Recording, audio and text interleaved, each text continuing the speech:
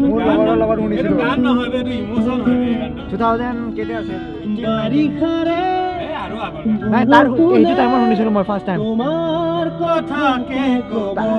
এই লগৰৰ মনত পৰি যায় বে অভিমানী সদায় প্ৰতি খোজে নিয়ৰ কণা সৰাব এখনি প্ৰণয়ৰে নৈ তেজে তেজে আছে ৰুব ছুটিকে তোমাৰে হাঁহিত আছে কোটৰ নজনাকৈ বাৰিষাৰে বৰষুণে তোমাৰ কথাকে কব অভিমানী প্ৰতি খোজে নিয়ৰ কণা সৰাব